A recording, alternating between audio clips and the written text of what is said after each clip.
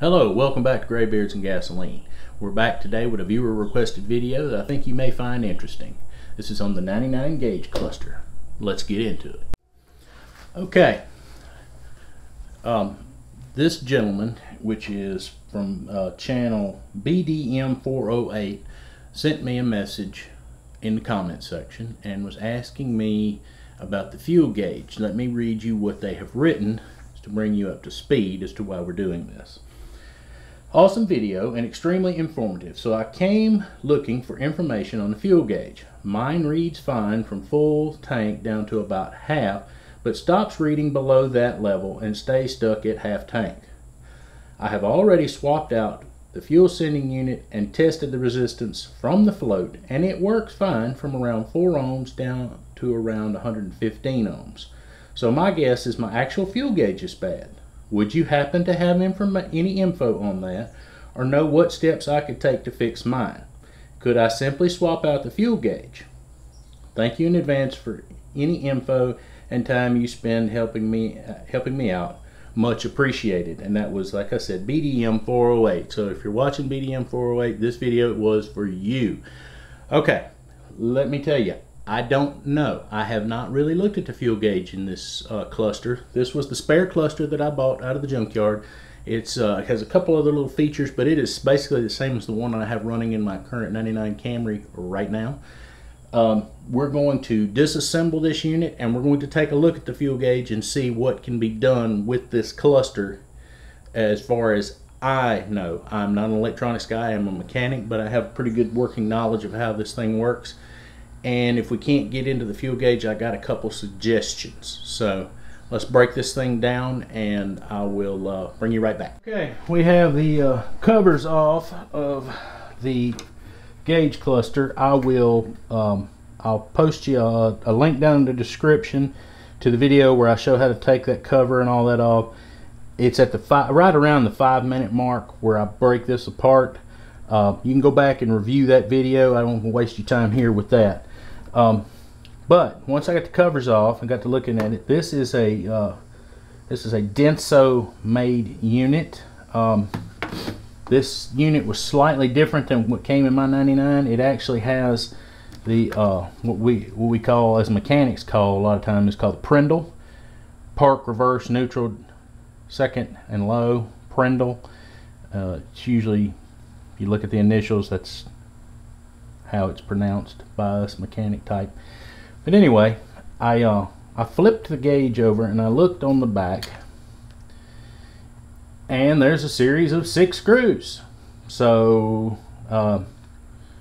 we are going to take those 6 screws out and see what it takes to get into this gauge. Let's see if this Phillips here will do it. Nope, that one is, I'm probably going to need a number 2. Let me set it here off the edge of the disc. I have that, if you remember this stem, if you're not careful you can break it off. So I need to take a pause here and come up with something to hold my legs up. Let me find something, I'll be right back.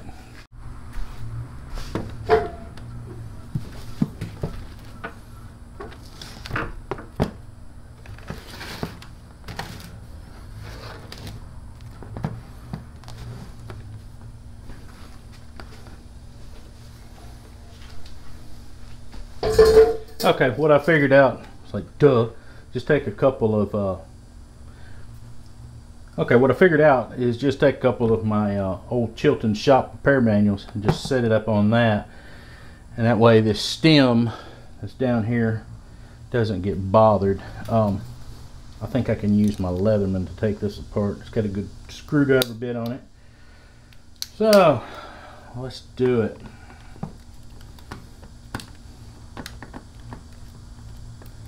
You probably can use a electric drill driver for this. I would break them loose by hand to start with, because they have a tendency to stick to this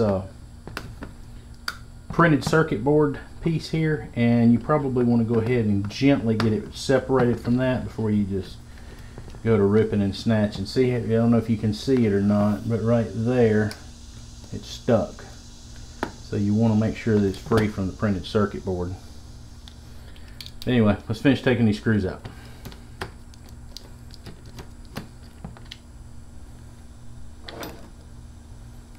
And that's an odd one. Make sure they all look like that. Okay, that one looks the same. You want to pay attention to fasteners, because sometimes you take fasteners out and they are specially designed to go in a specific place. So that one has a shoulder on the end of it, and let's see if these look the same. And if they're all the same, then it won't matter. See, there we go. Look at there.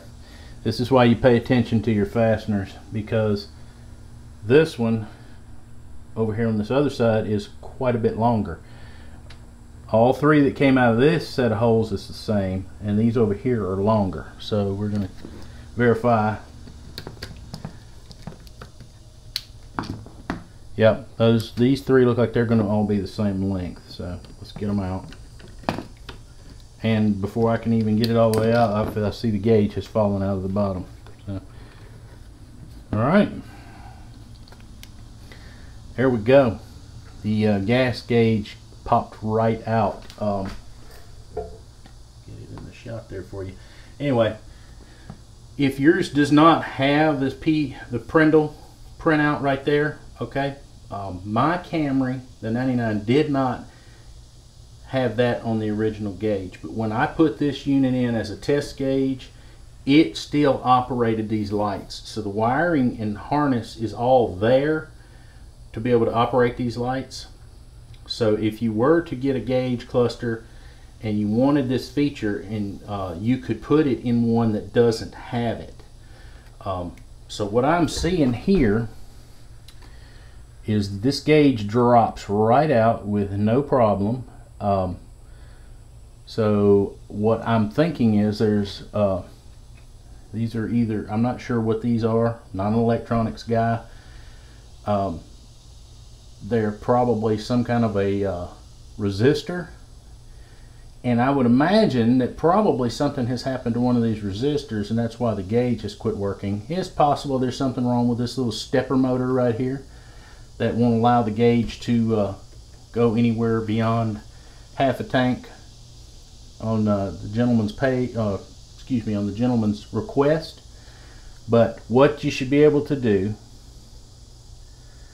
is buy another used cluster out of a junkyard, and you should be able to use this piece regardless if it has the park reverse neutral drive or low, second or low.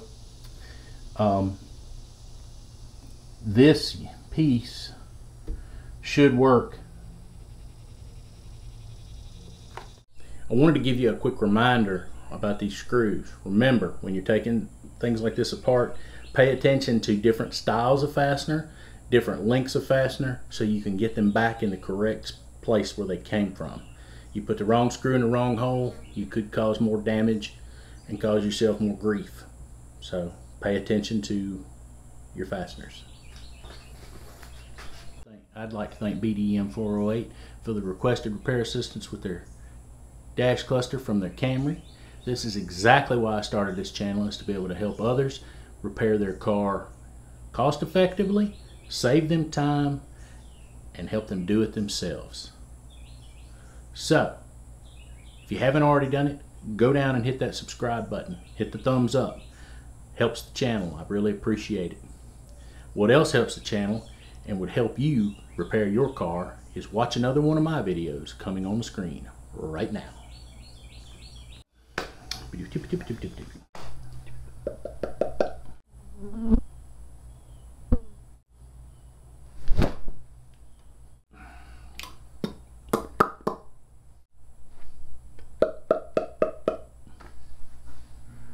Words, get your words.